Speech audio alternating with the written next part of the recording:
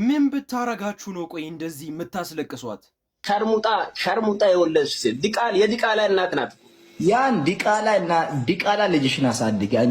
10 ልጅ ኖሯችሁ 8ቱ ይገደሉ 2ቱን ምረጡ ብትባሉ ምን ልታደርጉ ትችላላችሁ? ሾቼ ምረጥ፣ 2ቱን ምረጥ፣ ሌሎቹን እንግደላቸው። ምረጥ ልጅ ምረጥ። ምን ቢያደርጋችሁ ነው ቆይ እንደዚህ የምትፈታተኑት? ለሀገር በጠቀመ ለወገን በጠቀመ ነው እንደዚህ ልቡን የምትሰብሩት? ሚሊ የጆን ዳንኤል አካውንት 1 ሳምንት አይቆይ። የእሱን አካውንት ሪፖርት ማድረግ ነው። ጆን ዳንኤል የሚባል ሰው ምንድነው በውስጥ እንላላክና ሰላም ጤና ይስጥልን ክብሯን የዩቲዩብ ቻናል ቤተሰቦች እንደምን ከርማችኋል? እንደምን ቆይታችኋል? ዛሬም እንግዲህ በአዳዲስ ቪዲዮዎች ወደ እናንተ መተናል። እንደምናችሁ ዛሬም እንግዲህ ምርጥ ናቸው ብዬ ባሰብኳችሁ ቪዲዮዎች ወደ እናንተ ከች ብያለሁ። ሁላችሁም እንግዲህ ሰብስክራይብ ያላደረጋችሁ ሰዎች ፕሊዝ ሰብስክራይብ አድርጉኝ። ሀሳብ አስተያየት ያልሰጣችሁን ሰዎች፣ ቤተሰብ ያልሆናችሁ ሰዎች፣ የደወል ምልክቷን ያላካችሁ ሰዎች የደወል ምልክቷን እየነካችሁ ቤተሰብነታችሁን እንድታሳዩኝ ስል በትህትና ጠይቃችኋለሁ። ወደ ቪዲዮ። ሸርሙጣ የወለድሽ ሴት የዲቃላ እናት ናት። ያን ዲቃላ ልጅሽን አሳድጊ።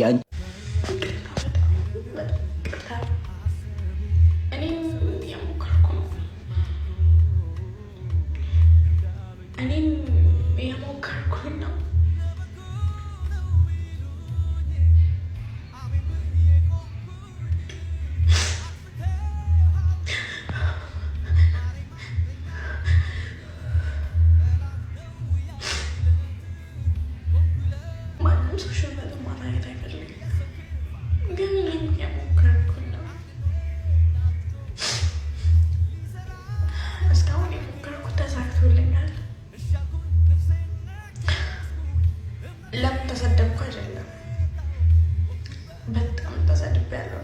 ሶሻል ሚዲያ ላይ ስመጣ መጀመሪያ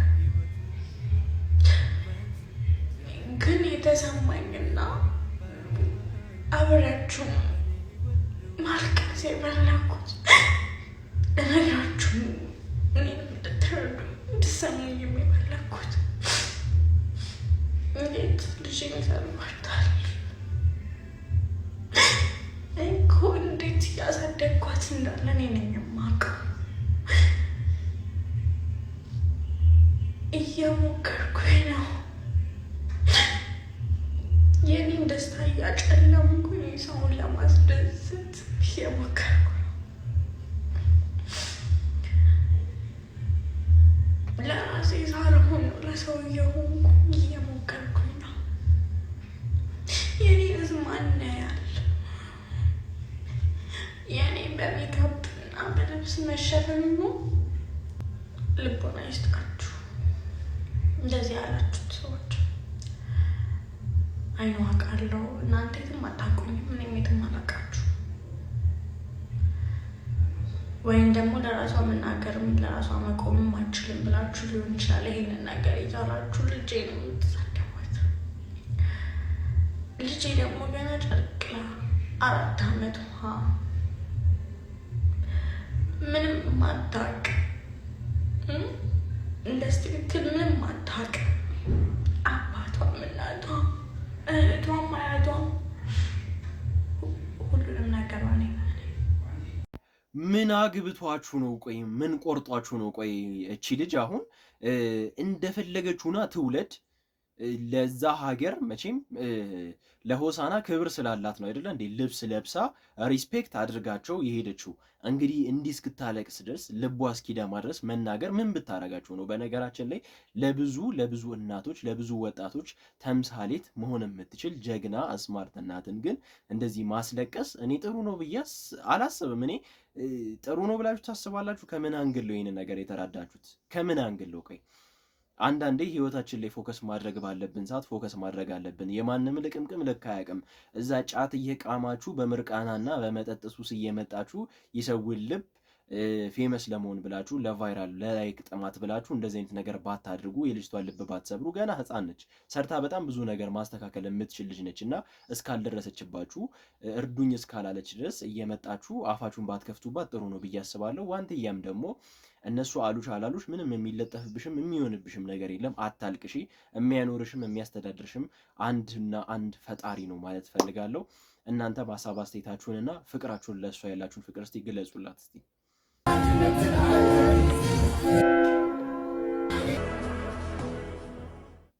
አንዳንድ ጊዜ ግን ለምን ማገናዘብ እንደሚጎለን በጣም ነው የሚገርመኝ ማለት ነው። አብዛኞቻችሁ ምን ያህል የምትረግጡት ገንዘብ ዋጋ አስከፍሏችሁ አሁን ላላችሁበት ሀብትና አሁን ላላችሁበት ደረጃ ምን ያህል ትልቅ ሚና እንደተጫወተ አታውቁም። ግን ገንዘብ እስከ መርገጥ ድረስ ስንቱ ግን ይህንን ገንዘብ አጥቶ በረሃብና በችግር በጣም ብዙ ስቃይ ውስጥ እየተሰቃየ ብዙ ፈተና እያለፈ ነው ያለውና ትንሽዬ እናስብ። ጊዜ ቂጣ ነው። ዛሬ እንደዛ ነው ማለት ነገም እንደዛ ይቀጥላል ማለት አይደለም።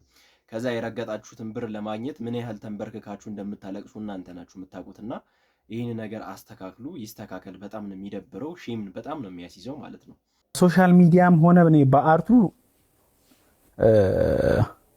ገንዘብ አልሰራም። እውነቱን የምነግርህ እኔ አሁን ቲክታክ ላይ ኦልሞስት 4ኛ ዓመቴ ነው እና ገንዘብ ሜክ አላረግም። ግን 4ቱን ዓመታት ኮንሲስተንሲ አለ። ሰዎችን ለሰዎች መድረስ፣ ሰዎችን ማገዝ፣ ሰዎችን አስቆ ማደር፣ ሰዎችን የሆነ ሀሳብ ሰጥቶ ማለፍ። ከዛ ግን ፋይናንሻሊ ራሴን ዞር ብዬ ሳየው በጣም ይሰማሃል። ለኔ ብዬ አይደለም፣ ሰዎች የማይረዱህም ቤተሰብም የማይረዳህም አንዳንዴ ምን ይላሉ ቤተሰብ? ምክንያቱም እኔ ገንዘብ ያለኝ ሰው ምናምን ይመስላችኋል ውጪ ያሉ ሰዎች። ምክንያቱም ሌሎች በትንሽ ፎሎወር በጣም ብዙ ብር ይሰራሉ። ማስታወቂያ ምናምን አልሰራም፣ እኔ ብዙም አልሰራም። ምክንያቱም የሆነ ቲም አለ ሶሻል ሚዲያው ላይ ህብረት አለ፣ የሆነ ቲም የጌም ቲም አለ፣ አለ። ሶ እዛ ውስጥ የለውም። አብዛኛውን ጊዜ እኔ ብቻዬን ነው ጊዜ የምትምለው ራሴ ላይ ነው የምትምለውና አልሰራም። ከዛ ግን ወደ ቤተሰብ ስትመጣ ታዝናለህ። እንዴት 1 ሚሊዮን ተከታይ ወይም ከዛ በላይ ያለው ልጅ እናቱ ስትቸገር ሲያይ ልብ ይሰብራል።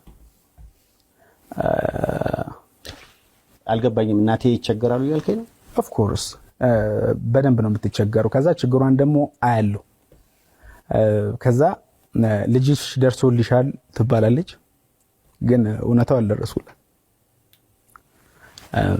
ምክንያቱም ማድረግ አልቻልኩም። ሰዎችን እያየኋት ታረጅብኛለች። ዩሲ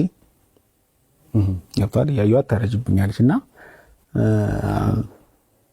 ኢንሻአላህ ይቀየራል ብዬ አስባለሁ። ግን ምን መሰለህ ይሄ እገዛ ምናምን ሳይሆን ስራ መስራት እፈልጋለሁ።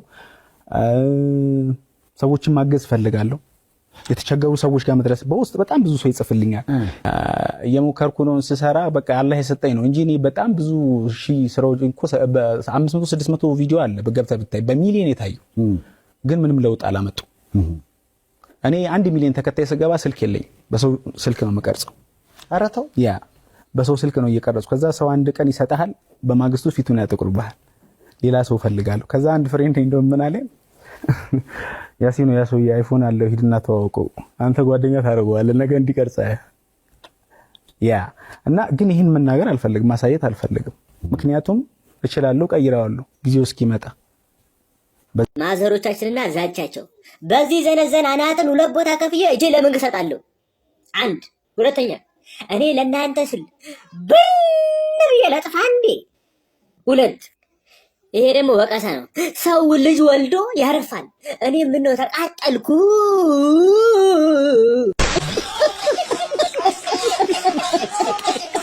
እጅ ላይ ያለው ንቅሳት ምንድነው? እንቁላል ነው እንዴ? ታዲያ ይገርማል። መጀመሪያ እርግብ ነበር የተነቀስኩት። ከዛ ልትለቀም በወረደችበት በሌላ እርግብ አይጣልፉብኝ። ከዛ በንዴት በጸጸት ስሜት ማስተዛዘኛ ነው ይሄን እንቁላል የተነቀስኩት። ከዛ ብዙ ሰው በጸብ አስመስሎ ምናምን ሊሰብርብኝ ሞክሯል፣ ግን አልቻሉ።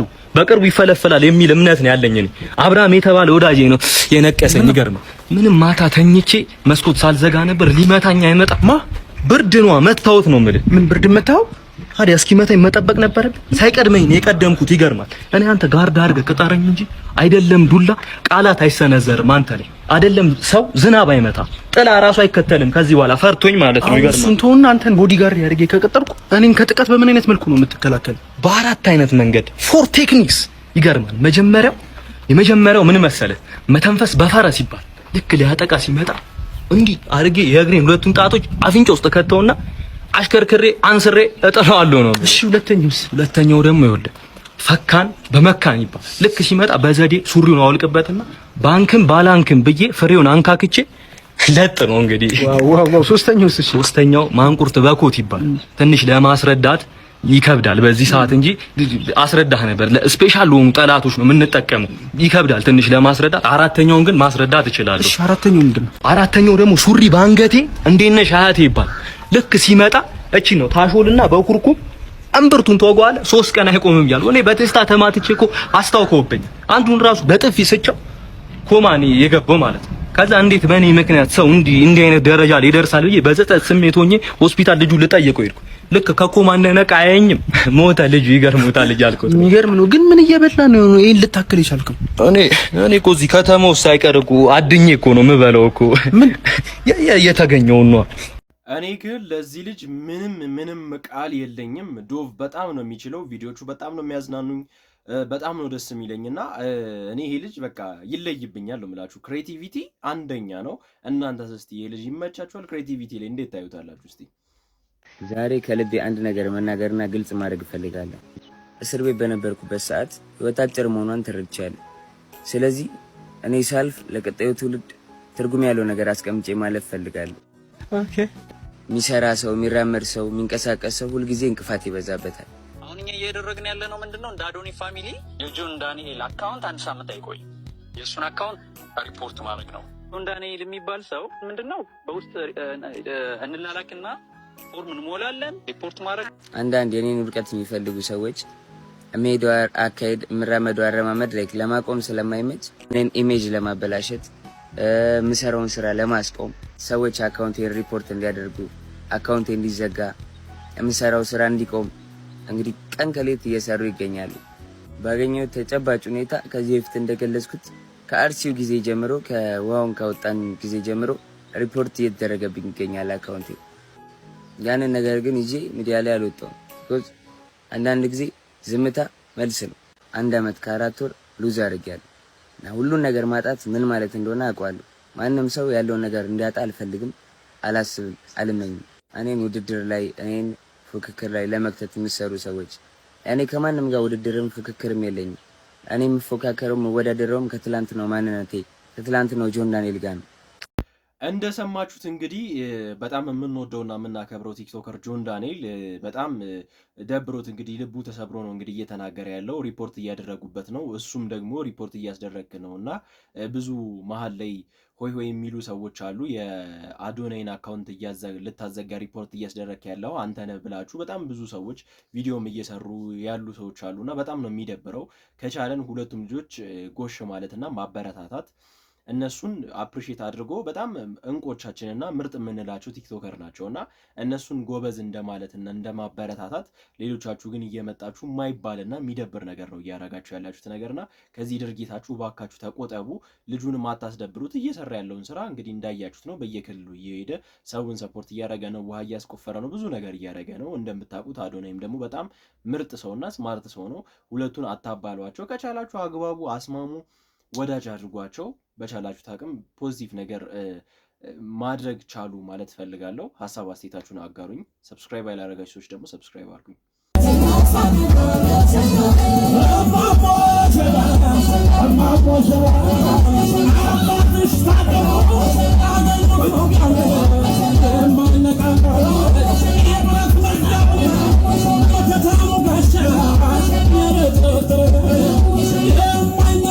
በዚህ ሰዓት ለ12ኛ ክፍል ተፈታኞች አዲስ መረጃ ተሰምቷል። የዚህ ዓመት የ12ኛ ክፍል ሀገር አቀፍ ፈተናም 100% በኦንላይን ብቻ እንደሚሰጥ ትምህርት ሚኒስቴር አስታውቋል። የዚህ የ2018 ዓመተ ምህረት የ12ኛ ክፍል ሀገር አቀፍ ፈተና 100% በበይነ መረብ ለመስጠት የሚያስችል ቅድመ ዝግጅት እየተደረገ መሆኑን የትምህርት ሚኒስቴሩ ፕሮፌሰር ብርሃኑ ነጋ አስታውቀዋል። ባለፉት 2 ዓመታት ፈተናውን በወረቀትና በበይነ መረብ ሲሰጥ እንደነበረ አስታውሰው በዚህ ዓመት የሚሰጠው ማጠናቀቂያ ፈተና ሙሉ በሙሉ በበይነ መረብ ለመስጠት የሚያስችል ቅድመ ዝግጅት እየተደረገ መሆኑንም አስታውቀዋል። እልያሉ ባንዳ ባንድ እይታ አብሮ በልቶ የሚከዳ እንደ ይሁዳ እልያሉ ባንዳ ባንድ እይታ አብሮ በልቶ የሚከዳ የቤት ልጅ መስለሽ ነው ጓደኛዬ። ላስታውቅሽ ነው አላልኩሽም? ይሄ ምንድን ነው? ይሄ ምን ያደርግልሻል? አረ ምን ሺህ በያለ አንድ በቃ ለምንድን ነው የቤት ልጅ ደግሞ ማሞግሩ? እየሞከርኩኝ ነው። የምር ነው። አንተ አሰማም እንደ እየሞከርኩኝ ነው አልኩህ አይደል እንዴ? ድሪል መስማት ትቼ የቤት ልጅ ለመሆን እየሞከርኩኝ ነው። ጸብጸብሽ ፍቅር ማለት ትቼ የቤት ልጅ ለመሆን እየሞከርኩ አንተ አይገባም እንዴ? እሺ በቃ አዎ ቆየና ፍቅረኛን እንኳን መጣ ተተዋውቃል። ሰላም ነው እንዴ? በሐምሌ ስላንቺ አውርቶ አይጠግብም። ባለፈው ነው ፖሊስ ጣቢያ ጋር ፖሊስ ጣቢያ ጋር ከችን ያልኩት ሳባንዲት ነው። አረ ምን ሆነሽ ነው እንዴ? ምን ሆነሽ? አንተ ብልጅ ነሽ አላልከኝም እንዴ? አረ ብልጅ ነች፣ የምሬ ብልጅ ነች። አንተ ዝም ብለህ እኔ የምፈትንበት መንገድ አለኝ፣ እፈትናታለሁ። ስሚኝ አኩኩሉ ጨዋታችንን አታቆም ላሽ በያታ በያት 49 እንዳገባ በጭራሽ። አረ በስመ አብ ልጅ ነች። አንተ ምን ነው የምትለው? በእናትህ አንጎጥራና ላከኝ ወደ ጓደኞች ጋር ልሂድበት። ያንጎ ነው የምትጠቀሙት እንዴ? በያንጎ ውስጥ እንኳን እስከ 30% ባነሷ ጋር የተሻለ ጉዞ መጓዝ ትችላለህ። በመጀመሪያ ጉዞ ያንጎ 30 ሚሊዮን ፕሮሞ ከተጠቀምክ 30% ዲስካውንት ታገኛለህ። ይሄም የሚሆነው አፕሊኬሽን ከአፕ ስቶር ወይም ከፕሌይ ስቶር አውርደህ ስትጠቀም ብቻ። አንተ ምን አሸኘኝ?